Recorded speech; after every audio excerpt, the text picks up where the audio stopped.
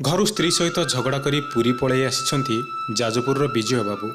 स्वल्प रोजगार स्त्री डिमांड आ परिवार प्रतिपोषण करने जे केते कष्टसाध्य ताहा मध्यवित्त परिवार को चलाउथिबा लोकटे बुझीपारे। जाजपुर एक कंपनी रे सिक्यूरीटी चाकरी करती विजय साहू।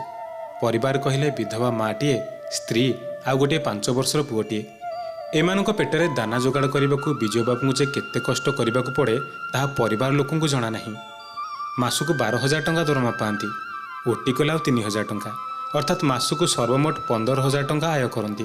किंतु एतिकरे तांकु परिवार चलैबा बहुत कष्ट हो पड़े। या परे पुणी स्त्री डिमांड, मो पाई गोटे स्कूटी आण। मु बेले बेले बजार सौदा करने को अटोरे किंबा चाली चाली गले बहुत कष्ट होउछि, तेणु एथर दरमा मिलिले इन्स्टॉलमेंट गोटे स्कूटी आनिबा। स्वामी किंतु बुझाती, मो दरमारे मासिक चलिबा मुस्किल, आउ पुणी दरमार स्कूटीटे किनिबा मो पक्षे संभव हेब नाही। तेणु किछि टंका जोगाड़ करे परे केतेबेले किनिबा। एति कथारे स्वामी स्त्री मध्य झगड़ा लागिथिला। आउ सेही कारणरू मानसिक शांति पाई घरे किछि न जणाई विजय आसी जाइथिले पुरी। फोन को मध्य घरे छाड़ी देथिले। दिन सारा मंदिर भितरे ओ आनंद बजार बिताई संध्यारे संध्या दर्शन सारी बेलाभूमि आड़े गले। स्वर्गद्वार भी किछि समय बिताइले। सेठारे पोड़ा जाउथिबा मर शरीर को देखि मन भितर मोहमाया को दूरेई देउथांती। सेठारे किछि समय बिताइबा परे पुरी बजार को फेरी एक जलखिया दुकान को खाइबा को गले। बरा गोटे प्लेट मगई पकेट्रु मनी पर्स खोजिबा बेलू पकेट्रे मनी पर्स नाही। हठात गोटे झटका लगिला विजय को। पर्स रे पाखापाखि 1,000 टंका जाइथिला, जो टंका को गाँव को फेरबा पई से रखिथिले। हेले पाखरे टंका नथिले से फेरिबे केमिति, खाइबे कौन? पुरी सहर रे केही चिन्हा नाहांती। हाथ उधारे बे काहा को मागिबे? मुंडरे अनेक भावना आसुथाए। कौन करिबे किछि भाबी पारु नथांती। सेही ठारू नीलचक्र को चाहि विजय कहिले, हे ठाकुरे, तुम धाम को टिके शांति पाई आसीथिली, हेले एबे मु केमिति फेरिबी? एतिकी कहि से जलखिया दुकान रो खाइबा फेराई देई दुखी मन नहीं स्टेशन आड़ को चलिले। भाविला आज नुहे काली सकाळे मु घर को जीवी। रातिर स्टेशन रे काहा को किछि टंका मागिबी, जे देले भल कथा, नहले मागणारे ट्रेन रे जीवी। धरा पड़िला परे जहा हेबो देखा जिवो। स्टेशन रो गोटे यात्री विश्रामागार रे चौकी रे शोइले। हेले आखि को निद भी आसुनी, कारण मध्याह्न रे जहा महाप्रसाद टिके खाइथिले आ दिन तमाम पेटरे किछि पड़िनी। एबे आसी राति 12टा बाजिबाकू बसिलाणी। विजय किछि यात्री को निज दुख विषय जणाइले, हेले केही भी साहाय्य पई आगे आसिलेनी। कारण लोके भाबुथांती को गोटे निशाड़ी होइथिबो, पैसा मागी निशा खाइबा पई बाहाना करुथिबो। विजय भी निज स्वाभिमान को जगी आउ काहा को टंका मागिले नाही। सेमिति जाकी जुकी हेई गोटे यात्री बेंच रे सोइथांती। भोक ज्वाला कलबल करुथिबा बेले गुणुगुणु होई कहउथांती, तो दुआर को आसी मु भोकिला रहुछि, कि लाभ तोर पतित पावन बाना उड़ाई। पेट को गंडे खाइबा को सिना देलुनी, हेले मु आज कहूछि, हटिया ठाकुर, तो दुआर को आसबिनी।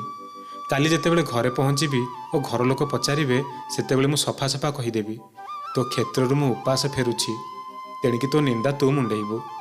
एमिति अभिमान भरा कथा कही शोइबाकू चेष्टा करुथांती, हेले निद आसुनी। सेमिति अपलक नयन रे स्टेशन रे थिबा जगन्नाथଙ୍କ फटोचित्र को अनेई रहिथांती। आउ आखिरु भी धार धार लुह बोहिबाकू लागिछि। एमितिरे स्टेशन रे पासेंजरଙ୍କ संख्या कमिबारे लागिलाणी। विजयଙ୍କ हठात ध्यान पड़िला जड़े वृद्ध लोकଙ୍କ उपरे।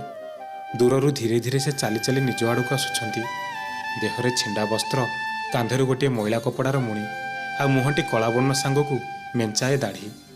वेशभूषार लगुला कि वृद्ध जनक कौनसी मानसिक रोगी नहले बड़ दाण्डर केही भिकारी।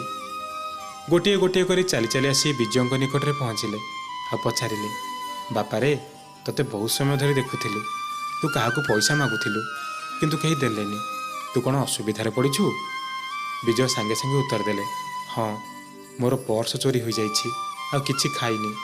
मोर पुरी आसबाटा भूल हो गला। एठी गरीबों को से कला ठाकुर अनाई नहीं। कपटियाटा कपट आ छलना करवा शिखिछि। सबु घटना कही कही आखिरु लुह दिटोपा झराई देले। एतिक बेले से वृद्ध जनक कहले, हौ हौ, तू तुनी ह, बसिलु, मु टिके खाइबा आनिछि, खाइदेबु। आ विजयଙ୍କ पाखरे से वृद्ध जनक बसिले। विजय अनुभव करुथिले, वृद्ध जनक बसिबा क्षणी बासी उठुथिला से जागा। ओह, अपूर्व महकरे विजयଙ୍କ जेमिति पेट पूरी उठुथिला। वृद्धଙ୍କ वेशभूषा देखि विजय भाबुथिले, अपरिष्कार दिशुथिबा लोकटा देहरु बोधे कौनसी गंध बाहरी आसिबो, किंतु ता परिवर्ते जो बास्ना भासी आसुथिला सेथिरे विमोहित हो जाउथिले विजय। ଏତିକି ବେଳେ ବୃଦ୍ଧ ଜଣକ ନିଜ ମୁଣିରୁ ଛୋଟ ଛୋଟ 3ଟି ଅବଢ଼ା କୁଡ଼ିଆ ବାହାରି କଲେ ଆଉ କହିଲେ, ନେ ଖାଇନେ। ବିଜୟ ପଚାରିଲେ, ଆପଣ ଅବଢ଼ା ଆଣିଥିଲେ, ଆପଣ ଖାଇଲେନି? ବୃଦ୍ଧ ଉତ୍ତର ଦେଲେ, ମୁଁ ବୁଲା ଲୋକଟା, କେଉଁଠି କେଉଁ ଦାତା ଦେଲେ ଖାଇନିଏ, ମୋର କ'ଣ ଅଛି? ଏମିତିରେ ମୋତେ ଆଜି ଖୁବ୍ ଖାଇବାକୁ ମିଳିଛି। ଏବେ ମୋ ପେଟ ପୁରି ଯାଇଛି, ତେଣୁ ଏ ଖାଇବା କାଲି ପାଇଁ ରଖିଥିଲି, ତୁ ଏବେ ଆକୁ ଖାଇଦେ। ବିଜୟ ପଚାରିଲେ, ମୁଁ ଯଦି ଆପଣଙ୍କ ଖାଇବା ଖାଇନେବି ତେବେ ଆପଣ କ'ଣ ଖାଇବେ? ବୃଦ୍ଧ ଜଣକ କହିଲେ, ମୋ କଥା ଚିନ୍ତା କରନା ପୁଅ, ମୋ ପାଇଁ ଅନେକ ଦାତା ଅଛନ୍ତି, କେଉଁଠି କେମିତି ମିଳିଗଲେ ଖାଇନିଏ, ଆଉ କିଏ ଗାଳି କରି ମୋତେ ଦୁଆରୁ ଫେରାଇ ଦେଲେ ମୋର ସେଥିରେ ବି ପେଟ ପୁରିଯାଏ। ବିଜୟ କେବଳ ବଲ ବଲ କରି ବୃଦ୍ଧଙ୍କ କଥା ଶୁଣୁଥାନ୍ତି। କଥା ତ ନୁହେଁ, ଲାଗୁଛି ଯେମିତି ଅମୃତ ଭାସି ଆସୁଛି। କଥାରେ କଥାରେ ଅଧା ପେଟ ପୁରି ଯାଇଥାଏ। ତଥାପି ଅବଢ଼ାରୁ ଟିକିଏ ନେଇ ପାଟିରେ ଦେବା କ୍ଷଣି ତାଙ୍କ ଦେହ ମନ ଶିହରଣ ହୋଇ ଉଠିଲା, ସତେ ଯେମିତି ମରୁଭୂମିର ଓଟକୁ ପାଣି ମିଳିଯାଇଛି।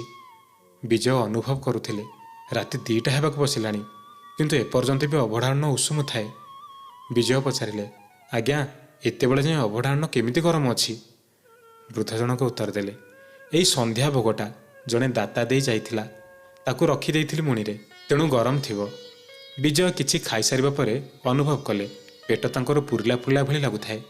ସେତିକିରେ ସାରିଦେଇ ବଳକା ଭୋଗକୁ ରଖିଦେଲେ। ବୃଦ୍ଧ ଜଣକ କହିଲେ, ବାବାରେ, ବଳକା ଭୋଗକୁ ରଖିଦେ, କାଲି ଘରକୁ ନେଇଯିବୁ। ହଁ, ତୁ ପରା କହୁଥିଲୁ ପାଖରେ ପଇସା ନାହିଁ। ମୋତେ ଆଜି ଜଣେ ଦାତା କିଛି ଟଙ୍କା ଦେଇଛି, ନେ ତୁ ନେଇଯା, ଆଉ ମୁଁ କାଲି ପୁଣି କାହାଠାରୁ ହାତ ପତେଇ ମାଗିନେବି।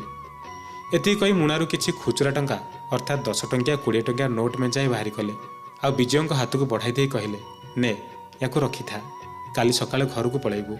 ଆଉ ହଁ, ଘର କଳି ଦାଣ୍ଡ ଧୂଳି ୟାକୁ ମୋଟା କରି ରଖିବୁନି, ସବୁକୁ ଆୟତ୍ତ କରି ସଂସାର ଚଳାଇବୁ।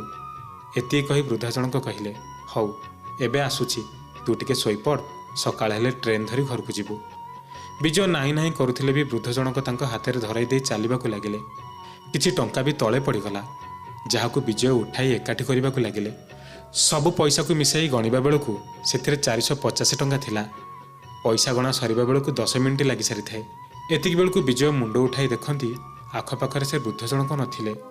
ବିଜୟ ବହୁତ ଖୋଜିଲେ ଆଖପାଖରେ, କିନ୍ତୁ କେଉଁଠି ବି ପାଇଲେ ନାହିଁ। ଆଣ୍ଠୁମାଡ଼ି ସେଇଠି ବସିପଡ଼ି କହିଲେ, ହେ ମହାବାହୁ, ମୋତେ ମୋହ କରି କେଉଁଆଡ଼େ ଅନ୍ତର୍ଧ୍ୟାନ ହେଇଗଲ, ମୁଁ ଅଧମ ଜାଣିପାରିଲିନି। ଏତିକି କହି କାନ୍ଦିବାକୁ ଲାଗିଲେ। ପରେ ଅବଢ଼ାକୁ ଧରି ସକାଳେ ଯାଇ ଅନିଦ୍ରା ରହି ଗାଁକୁ ଫେରିଲେ। ଘରେ ଗୋଟି ଗୋଟି କରି ସବୁ କଥା କହିଲେ, ଆଉ ସେ ମହାବାହୁଙ୍କ କରୁଣାକୁ ବଖାଣି ଚାଲିଲେ। ସେବେଠାରୁ ବିଜୟଙ୍କ ଘରେ ସେହି ଅବଢ଼ାର କଣିକା ନିର୍ମାଲ୍ୟ କରି ରଖିଛନ୍ତି, ଆଉ ସେ ବୃଦ୍ଧଙ୍କୁ ବି ଭୁଲି ପାରୁନାହାନ୍ତି। ଛୋଟ ଘଟଣାଟିଏ ଯାଜପୁରରୁ ଜଣେ ଶ୍ରଦ୍ଧାଳୁ ପଠାଇଛନ୍ତି।